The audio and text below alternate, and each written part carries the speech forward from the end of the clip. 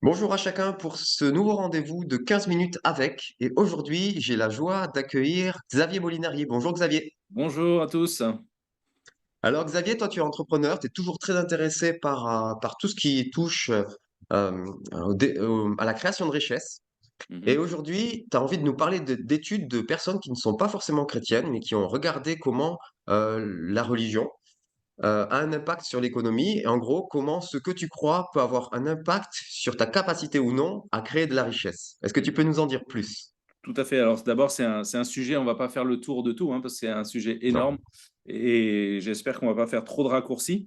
C'est un sujet passionnant, mais toute cette question de création de richesse, donc on peut voir ça au niveau de la Bible avec des enseignements. Et là aussi, selon les lunettes que l'on porte, qu'on soit catholique ou protestant, et même à l'intérieur du protestantisme, il y a plein de variantes.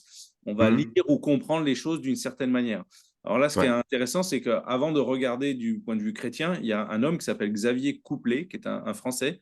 C'est une personne agnostique, donc ce n'est pas du tout un religieux, qui a fait un travail d'étude formidable où il s'est posé la question, je vais étudier l'enseignement des religions principales, bouddhisme, hindouisme, islam, christianisme, et de dire qu'est-ce qu'ils enseignent et qu'est-ce que ça produit dans la vie de tous les jours lorsque les gens appliquent l'enseignement de la religion sur la vie de tous les jours. Et il a vu des différences notoires. Donc ça, c'est super important. Et donc, on peut voir aussi qu'on a tous des présupposés. C'est ce que l'on présuppose, c'est ce que l'on croit qui vient aussi de nos enseignements. Et lorsqu'on va appliquer dans la vie les enseignements qu'on a reçus, ça va produire une chose ou une autre. Alors, si on regarde par exemple des phrases, je cite Xavier Couplet, il dit « Nos études montrent alors, premièrement, il dit les religions freinent-elles le développement économique et social? Point d'interrogation.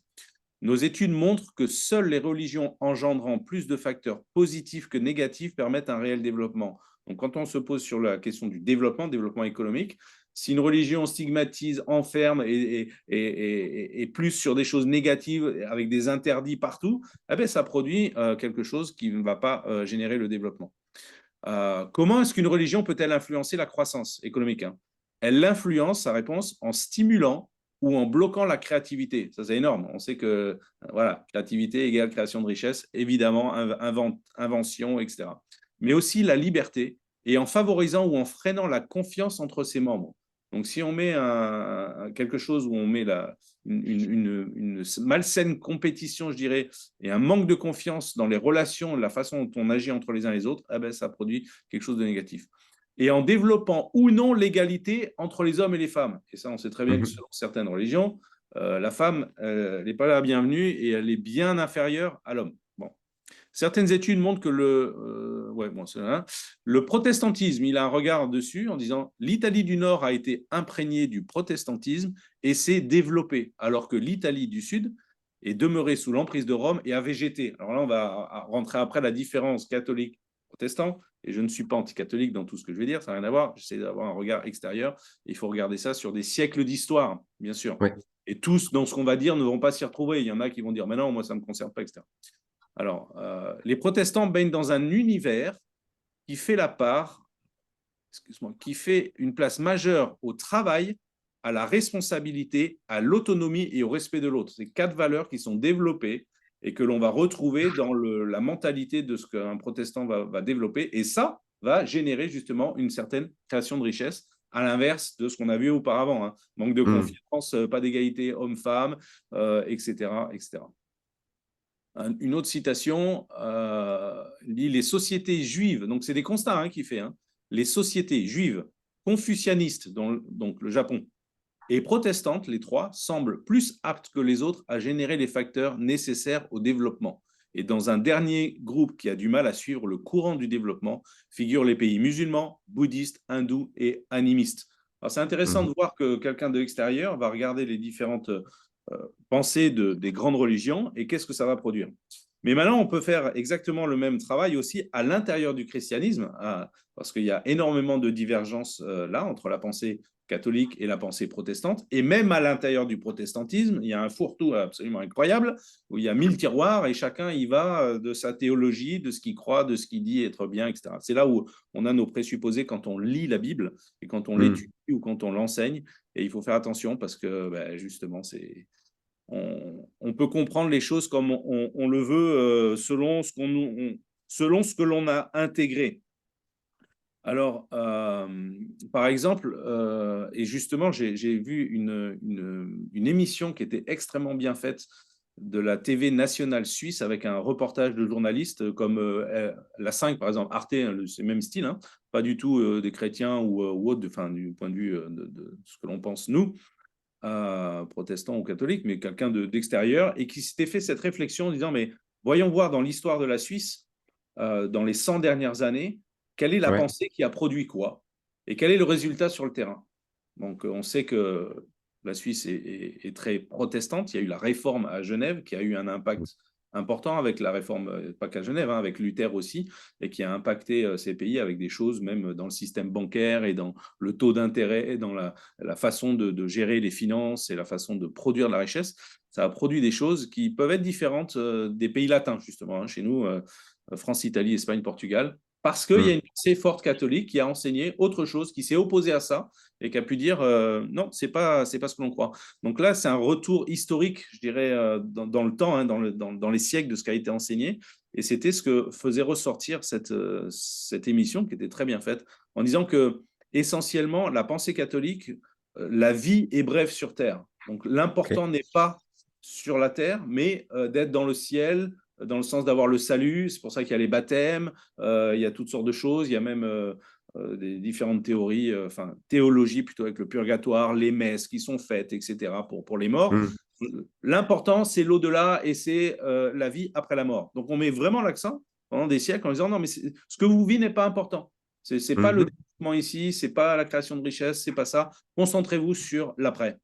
Ensuite, il est enseigné qu'il n'est pas la peine d'amasser des richesses sur la terre, donc quelque chose de négatif. Donc, on va mm, stigmatiser ça en disant non, ça, c'est pas une bonne chose. Concentrez-vous sur les choses d'en haut, concentrez-vous sur le royaume de Dieu ou le ciel, etc. Ensuite, il va être notifié qu'il faut produire, donc il y a une limite, juste de quoi vivre. Donc, l'idée, c'est de ok. dire non, mais euh, on doit juste avoir ce qui est nécessaire, un peu une mentalité de pauvreté. Il n'y a pas besoin de produire de la richesse, ça c'est mal, etc. C'est pas bien, on va stigmatiser le profit. Le profit est un péché, c'est pas bien d'avoir de l'argent, l'amour de l'argent, etc., etc. Ce qui, au demeurant, est aussi un enseignement de la Bible. Hein. Il y a pas, voilà. Mais là, il y a un accès un peu particulier, c'est qu'il a été enseigné que le surplus, si jamais il y avait un surplus, donc on doit produire ce que l'on doit avoir pour vivre, mais le surplus devait aller à des activités religieuses. Et c'est pour ça qu'il y Mhm, a énormément de transferts de richesses dans les siècles qui ont été faits vers l'Église, que ce soit par les terres, par des immeubles, l'argent mobilier, enfin tout ce qui est là, en disant, ben, mhm, si jamais j'ai ça, c'est pas une bonne chose que d'avoir et de transmettre. Je vais le transmettre ou le donner pour des activités religieuses. Et tout ça, ça a produit quelque chose et un comportement pendant des siècles et sur de nombreux pays, alors qu'il faisait le pendant avec la pensée protestante, et notamment en Suisse, avec un constat, par exemple, ils ont regardé et ils ont vu que sur 100 capitaines d'industrie qui ont façonné les grands capitaines d'industrie sur presque 2 siècles, je crois, en Suisse, 87 capitaines étaient protestants. Je mhm. crois 7, j'ai plus le chiffre en tête, 7 ou 9 étaient catholiques, et 3, on ne sait pas. Autre. Donc, il partait d'un fossé en disant, waouh, il y a vraiment quelque chose. D'un côté, il y a un enseignement qui produit de la richesse et qui produit, avec ce que j'ai déjà dit, le travail, la confiance, etc. Et puis de l'autre côté, il y a comme une chape d'interdit Mm. qui culpabilise. Et donc, si on va maintenant dans la pensée protestante, on va voir qu'il y a un mélange entre l'entrepreneuriat, c'est-à-dire de pousser dedans en disant on peut créer de la richesse, il faut se développer, il faut dominer la planète dans le sens le mandat créationnel d'Adam où il est dit assujettissez la terre, multipliez-vous, dominez sur les poissons, etc. Donc ce mandat de dire non, il faut se développer, il faut faire quelque chose. Et puis il y a un mélange avec la pauvreté évangélique que j'appelle la Mhm. pauvreté évangélique. Ça, c'est très français. Hein. Je dirais, c'est pas les Suisses. Hein. Peut-être c'est les Suisses aussi, mais c'est surtout chez nous où on voit ce misérabilisme évangélique où la pauvreté est une vertu, où il faut se limiter, où c'est pas bien de penser au profit, etc. Il y a un accent énorme sur la gratuité, sur le monde associatif, et tout ça. Il y a des bonnes choses là-dedans, mais il y a aussi quelque chose qui ne produit pas justement ce qui pourrait produire une mentalité qui va créer de la richesse. tel que le protestantisme l'a amené dans sa réforme. Parce qu'une des réformes dans le protestantisme avec Calvin, c'est sur le travail, le système financier, la responsabilité, la gestion et la création de richesse. C'est un tout, c'est un bloc Mhm. qui fait partie de la réforme. Donc, on va retrouver aussi chez les protestants qui pensent ça, la culpabilité de posséder. Donc, si jamais on a des choses, ben, on va se planquer, on va planquer notre richesse, on ne va pas en parler. On n'ose pas parler de notre salaire en France, on va dire, ouh là là, ça c'est tabou, c'est interdit. Pourquoi c'est tabou de parler de notre salaire? Pourquoi? Et pourquoi ben voilà, pourquoi aux États-Unis, c'est pas tabou? Quand ils vous serrent la main, voilà, je touche 100 000 dollars par an. Et toi, c'est quoi ton salaire? Nous, c'est un choc total. Ben, ça montre bien qu'il n'y a pas la même mentalité, ça vient de quelque part.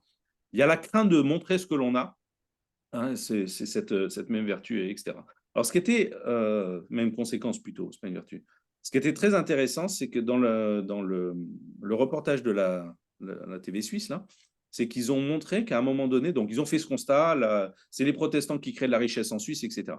Mais à un moment donné, dans les années 60, je crois, c'est quand il y a eu Vatican II, il y a eu un pape qui a changé la donne et qui, dans le monde catholique, a dit mais le progrès, en fait, est une bonne chose et on doit accueillir le progrès et il faut accepter cela. Et ça, ben, alors je vais le faire court, hein, mais les cathos suisses ont changé de mentalité. Mhm. Ça a libéré la créativité ou le fait d'accepter de créer de la richesse. Et en 30 ans, les villages catholiques qui étaient les plus pauvres ont dépassé les villages protestants les plus riches. Donc, il y a bien eu un changement, simplement Mhm. parce que l'enseignement a changé d'en haut, qui a dit non, non, non, mais maintenant on peut créer la richesse, on peut faire ceci, on peut faire cela. Donc, c'est absolument incroyable et de se dire encore une fois, si on rembobine tout le sujet, en fait, qu'est-ce qui est enseigné par qui et qu'est-ce qui produit quoi? Voilà. Donc, c'est une invitation à se dire, ben, regardons ce que la Bible enseigne à ce sujet. C'est un sujet fascinant. Il y a énormément de, de versets et de choses. Même Jésus, c'est un sujet dont il parle énormément. Et puis tout ça, ça va nous amener sur qu'est-ce que la pauvreté, qu'est-ce que la richesse, comment gérer, quelle est notre attitude face à l'argent, quels sont les conseils que Dieu donne à l'homme, l'humanité, face au Mhm. danger et aux problèmes qu'il y a avec tout ça. C'est un sujet hyper complexe. Mais le point que je voulais souligner, c'était que la racine de notre enseignement peut produire un résultat complètement différent sur ce qui va se produire dans notre vie au travers de la création de richesse. Mhm. Alors, justement, moi, il y a quelque chose qui me fait réagir, c'est que donc ces personnes qui ont fait ces études-là, que ce soit ce journaliste ou cet économiste, donc ils ont regardé d'un point de vue extérieur, ils ont catégorisé d'un côté catholique protestant, mais quand je t'entendais parler de ce qui était des valeurs qui étaient prônées par l'Église catholique avant, à part le fait de donner ses richesses à l'Église, le reste, je l'entends aussi, la vie ici sur Terre n'a peu d'importance, ce qui compte, ça sera après, etc. Ça, c'est aussi pas mal enseigné dans certains milieux protestants. Tout à fait. Non, mais alors, c'est pour ça que je dis, tout mon enfin, ce que j'essaye de dire, c'est pas anti-catholique. Oui. Ça s'est manifesté beaucoup plus dans le catholicisme pendant des siècles. Mais ça a déteint, pour moi, sur le protestantisme. Oui. Et notamment, enfin, français. Parce que si tu vas dans le protestantisme anglais, allemand ou suédois, c'est pas la même chose, forcément. Donc après, il y a 1000 protestantismes, mais ou américains, c'est pas du tout la même pensée. Donc justement, alors ça a déteint sur ça. Et en France, malheureusement, c'est dans le protestantisme évangélique. Hein, je mesure, c'est voilà, c'est pas. Je ne connais pas trop ce qui se passe chez les réformés, je dirais, enfin, dans la théologie plus, qui est différente. Mais ce que l'on peut voir chez les évangéliques, ben, il y a cette. Prenons l'exemple, combien de fois parlons-nous dans nos églises d'argent dans les cultes et de création de richesse et de tout ce sujet? Bah, quasiment jamais. À Mm. part quand il faut dire, eh, vous savez, il faut donner votre dîme, on a des besoins, c'est un peu. Alors, une fois par an, on va répéter trois trucs, voilà. Mais quand est-ce qu'on va enseigner ça d'une manière exhaustive ou beaucoup plus en profondeur, alors que c'est un sujet majeur dans la parole? Il y a bien un tabou et il y a une pudeur par rapport à ça euh, que Jésus lui-même n'a pas. Mm. Absolument pas. Regardez Mais Jésus du, et vous verrez qu'il n'a pas de pudeur sur ce sujet. mais du coup, à contrario, les mouvements dans lesquels on en parle plus, Oui. c'est des mouvements qui sont taxés de Allez, de théologie La allez, j'ai oublié le prospérité. mot. Oui, oui, oui. Exactement, de la prospérité. Et Oui, est-ce qu'il y a une place entre les 2, une place plus juste, heu, que, rien dire et partir dans des extrêmes ou d'accaparement des richesses? Ça, effectivement. oui, bien sûr. Alors ça, c'est quand quand on étudie ce sujet, on se rend compte que c'est une pièce à 2 faces. Donc il y a Mmh. une face qui va tirer vers la pauvreté, la vertu, la pauvreté, on va l'ériger en vertu, c'est quelque chose de bien, et cetera, et cetera.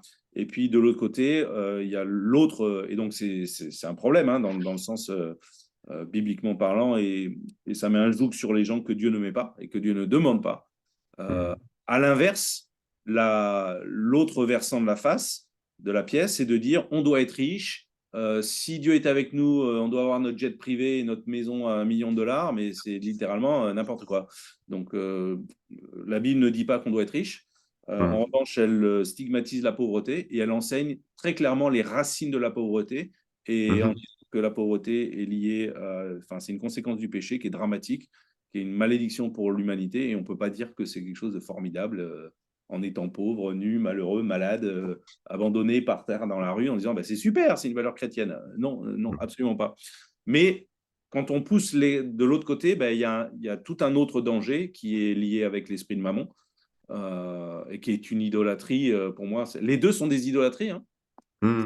On pousse trop l'extrême de la pauvreté, en croyant qu'on va faire plaisir à Dieu parce qu'on est pauvre, rien de plus faux.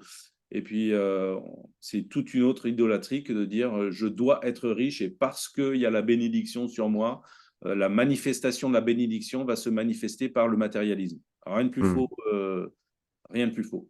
Donc, c'est les Et du deux coup, extrêmes, hein, et justement, c'est là où ça demande beaucoup de temps. On pourrait en parler beaucoup plus. beh, oui, justement, Chaque bord, les conséquences et comment ça fonctionne. dernière boutade, pour la dernière minute qui nous reste. Et Mm. justement, tu nous as parlé d'une pièce à 2 facettes. J'ai l'impression que la vérité, c'est de garder cette pièce, sur la tranche et c'est compliqué de garder une pièce sur la tranche. Oui, enfin, je pense que c'est lié avec, profondément avec ce que Dieu veut faire avec chacun d'entre nous, et on n'a pas le même niveau de vie selon l'appel que l'on a, là où on habite, ce que l'on doit faire, et que chacun doit comprendre sa position et être en paix avec ça. Donc, Mmh. je prends toujours l'exemple, est-ce que Mère Teresa avait besoin d'argent pour faire ce qu'elle faisait? Non. Est-ce qu'on parle d'elle? Oui. Est-ce qu'elle a réussi sa vie? Oui. Elle n'avait pas besoin de millions et de tracteurs et de jets privés ou je sais pas quoi. Voilà. Et puis à l'inverse, d'autres auront besoin d'autres outils pour faire d'autres choses parce qu'ils sont appelés à faire d'autres choses. Donc c'est dommage de faire un cursus global en disant tous, on doit être comme ça, tout. Non.